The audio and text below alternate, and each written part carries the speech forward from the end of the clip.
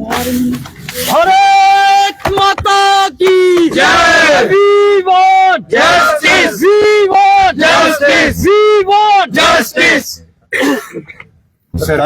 देखिए, आज जम्मू यूनिवर्सिटी में हम वो लोग हैं जो आरबीए से आते हैं। आज हमने जम्मू यूनिवर्सिटी में प्रेस कॉन्फ्रेंस भी रखी हुई है और भी रखा हुआ है ताकि जम्मू कश्मीर हुकूमत को ये एक पैगाम पहुंच पाए कि जम्मू कश्मीर सरकार ने हाल ही में जिस तरह से इंडियन एक्सप्रेस के मोहाली एडिशन ने खबर छापी है जिसमें जम्मू कश्मीर गवर्नमेंट 3% आरबीए को कम करने जा रही है और 7% ईडब्ल्यूएस को कम करने जा रही है।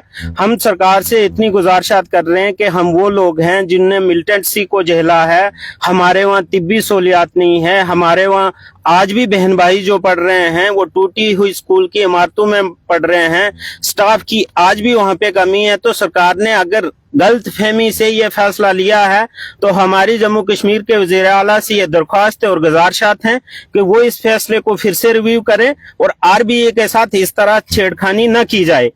चूंकि मेरे गांव में चाहे वो डोडा हो, रंबन हो, भद्रवाह हो, किश्तवाड़ हो, रियासी हो, मोहर हो, सजरू हो, पंचारी हो, लाटी हो, मोंगरी हो, डुड्डू हो, बसंतगढ़ हो या और इलाकात जो आरबीए में फाल करते हैं, वहां क्या एक साल में सरकार ने मेट्रो ट्रेन लाई है?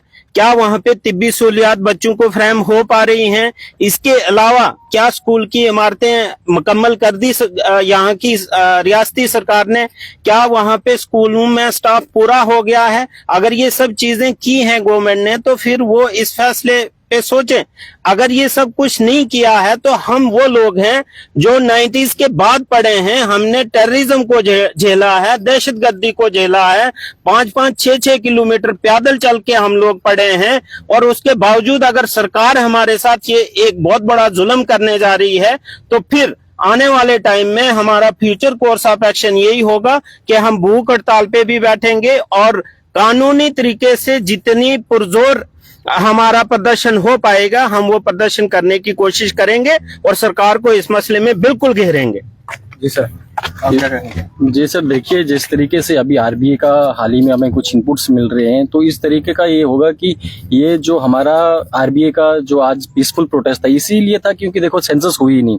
सेंसस एक मापदंड होता है जिसके बेसिस पे आप कोई भी स्कीम अगर गवर्नमेंट लॉन्च करती है, कोई इंफ्रास्ट्रक्चर डिसाइड करती है, वहाँ की ज्योग्राफी टेरेन, तो सेंसस तो हुआ नहीं। सेंसस हुआ नहीं और रिजर्व बैकवर्ड एरिया का मतलब है कि वो सारे सेक्शन ऑफ सोसाइटी जो अंडर प्रिविलेज थे।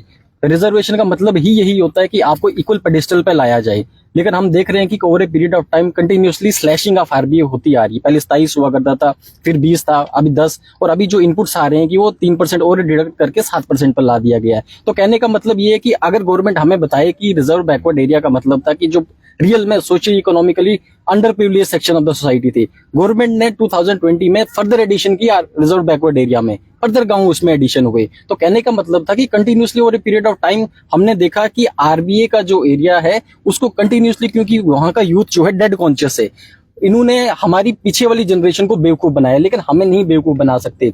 अभी हमने कंटिन्यूअसली देखा कि पूरे इंडिया में कहीं ST2 का कॉन्सेप्ट नहीं है। यहाँ पे है that is blatant unconstitutional mistake जो किया है, वो चाहे पॉलिटिकल गेन के लिए किया था, हमारा किसी से लेना देना नहीं है। लेकिन हम कहते हैं कि अगर आपने उनको ST2 दिया तो हमें एक फिजिबल क्राइटेरिया बताइए, आप हमें एक ग्राउंड दिखाएं कि किस बेसिस पे आपने उनको ST2 दिया। क्या हम क्वालिफाई नहीं कर सकते? अगर आप मिनिस्ट्री ऑफ ट्राइबल अफेयर्स की साइट पे जाएं तो वहां पे कुछ आपको इनपुट्स मिलेंगे कि किस तरीके से एक ST एरिया को ST एरिया डिक्लेयर कर दिया। में तो एज सच ग्राउंड्स कोई मेंशन नहीं है। तो वहां पे अगर वो मेन स्ट्रीम सोसाइटी से स्ट्रीमलाइन नहीं हो पा रहे हैं, अगर उनका कल्चर अलग है, उनकी लैंग्वेज अलग है, लैंग्वेज भी नहीं कही जा सकती, डायलेक्ट अगर अलग है, स्क्रिप्ट उनकी नहीं है, तो वो सारे क्राइटेरिया जो है, वो सारे मापदंड जो है, वो हमारा चुनाव डिवीजन भली भांति इस पे क्वालिफाई करता है। तो technically we qualify for ST। तो हम ये नहीं कहते कि हमको ST दो, बट हम ये कहते हैं कि जो एग्जिस्टिंग रिजर्वेशन पॉलिसी है, टाइम आ गया है, it is the high time that it need to be scraped.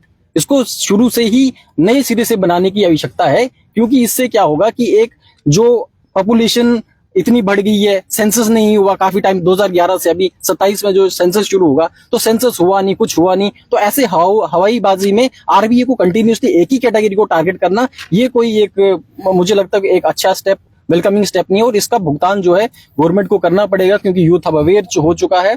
Youth के पास क्योंकि अभी नॉलेज है ना, पहले इन्होंने बेवकूफ बनाया, अब ये बेवकूफ बना नहीं सकते। तो हमें एक क्राइटेरिया ये बता दें कि इन बेसिस पे हमने आपका काटा है आरबीए, इन बेसिस पे आपका नहीं बनता, तो हम कहते कि हमें आरबीए भी मत दो, हमें कोई रिजर्वेशन की भी जरूरत नहीं है। लेकिन अगर हम क्वालिफाई करते तो हम तो नहीं कहते कि आप 3%, हम तो कहते कि जितनी पॉपुलेशन हमारी है, जितना एरिया हमारा है, जितने ज्योग्राफिकल टेरेन हमारा है, हमें उस हिसाब से हमें आरबीए तो मैं कहता हूं कि 10 से 15-20 पे ऊपर चला जाएगा, क्योंकि टेक्निकली 30 से 32% पॉपुलेशन जो जम्मू कश्मीर की है वो आरबीए एरिया में फॉल करती है। आरबीए हर डिस्ट्रिक्ट में आपको मिलेगा। अगर इन्होंने पुंछ राजौरी पाडर को एसटी दिया, कौन से एरिया को ज्यादा अफेक्ट करेगा आरबीए, क्या लगता है? आरबीए देखिए, अगर ऐसे देखोगे आप तो चिनाब रिवीजन तो सबसे ज्यादा इंपैक्ट करेगा इससे, लेकिन उसके साथ साथ आप देखेंगे कश्मीर रीजन में भी आरबीए एकमात्र ऐसी कैटेगरी है जो हर डिस्ट्रिक्ट में है। आप मुझे बताइए, ST2 जब हमारे यहाँ पे आया, ST2 आने के बाद क्या हुआ कि आप देखेंगे लद्दाख और लेह वाला जो एरिया है वो टोटली है कि ST तो पूरा यहाँ से एलिमिनेट होके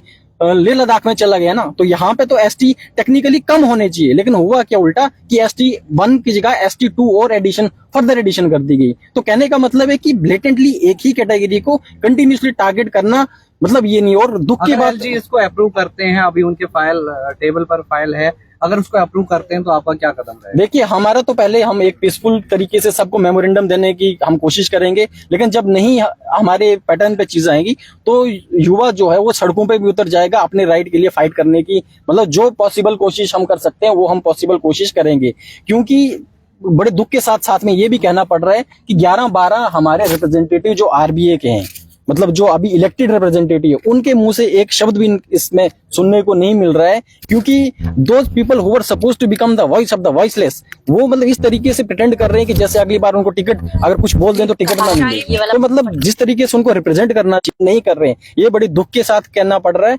और यही है, अभी फ्यूचर कोर्स ऑफ एक्शन हम आपको टाइम टू टाइम बताते जाएंगे, क्योंकि अगर ये चीज नहीं हुई तो ये तो एक, मैं कहूंगा इसको एक जेनोसाइड की तरीके से नाम दूंगा इसको, क्योंकि कंटिन्यूसली एक कैटेगरी को टारगेट करना कहां तक सही है। आप मुझे बताइए, एक SC किसी के पास कैटेगरी है, एक ST कैटेगरी है, अगर वो तो उसमें तो क्रीमी लेयर कंसेप्ट नहीं लगता।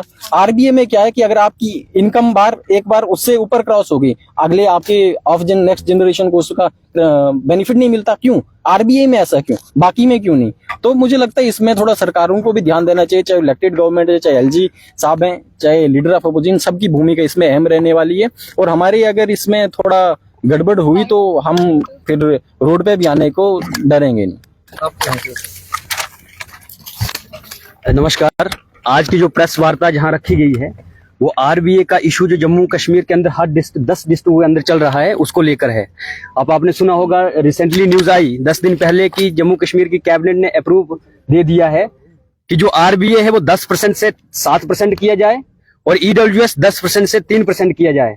मैं पूछना चाहता हूं जम्मू कश्मीर की सरकार को कि क्या जब आप लोग वोट लेने के लिए मैदान में आए थे उन्होंने आरबीए के ऊपर बात की थी? आपने क्या EWS के ऊपर बात की थी? नहीं की थी, क्योंकि वो जानते थे कि जम्मू कश्मीर के अंदर 10 डिस्ट्रिक्ट के अंदर आरबीए है, जम्मू डिवीजन के अंदर, और 10 कश्मीर के डिवीजन जो कश्मीर डिवीजन है उसके 10 विलेज के अंदर भी आरबीए है। उनको उस समय पे उसके मैनिफेस्टो में वो नहीं था, लेकिन जब पावर में आए उन्हें सीधा कदम ये लिया कि आरबीए को और EWS को कम कर दिया जाए। मैं पूछना चाहता हूं कि 2019 में 66 गांव जो विलेजेस थे वो ऐड किए गए हैं आरबीए में।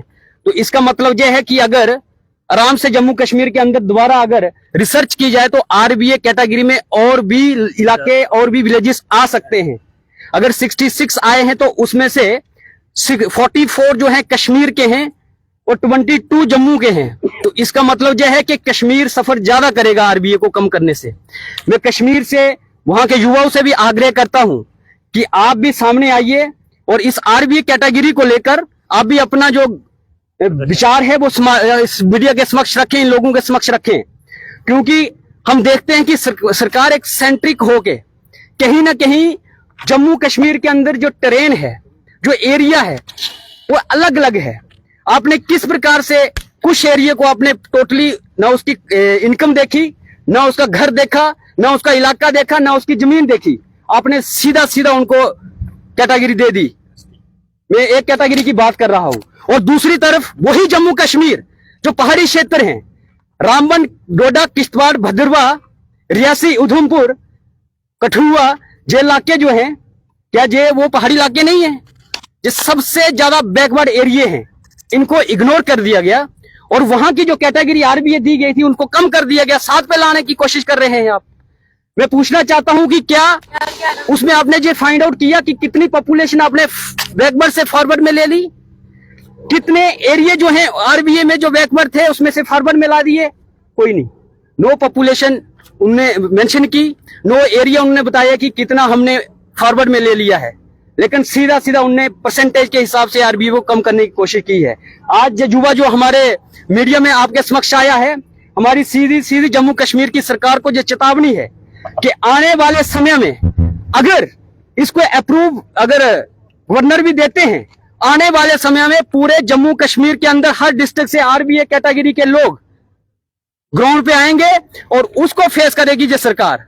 क्योंकि हम जानते हैं कि जम्मू कश्मीर की अभी भी उस लेवल की डेवलपमेंट उन इलाकों में नहीं आई है।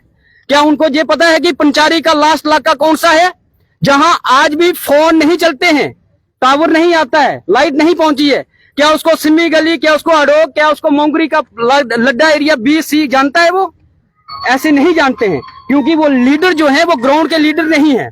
सिर्फ एसी के अंदर बैठ करके उनको रिड्यूस करना और ऐड करने की ही जरूरत और उनको समझ है। आप सभी का मैं बहुत बहुत धन्यवाद करता हूं। तो आपके माध्यम से मैं आरबीए के हर युवा से भी आग्रह करता हूं कि आने वाले समय में आप प्लीज जल्द से जल्द एक दूसरे से कांटेक्ट में रहें और इस आवाज को और बुलंद करें। अभी बहुत बहुत आपके साथ धन्यवाद। थोड़े बहुत हैं, तो आने वाले समय में क्या सभी जुड़ेंगे? ये सर मुहिम है और आने वाले समय में हम ग्राउंड लेवल पे हर डिस्ट्रिक्ट के अंदर जाएंगे और मुझे क्या ये प्रदर्शन रहेगा आने वाले समय में, या कुछ पीसफुल प्रोटेस्ट या हंगर स्ट्राइक की तरह? ये हंगर स्ट्राइक भी होगी। अगर गवर्नर अगर इसको अप्रूवल देते हैं तो आने वाले समय में प्रोटेस्ट भी होंगे, हंगर स्ट्राइक्स भी होंगी, शहादतें भी देना पड़ेंगी। तो युवा आरबीए का तैयार है।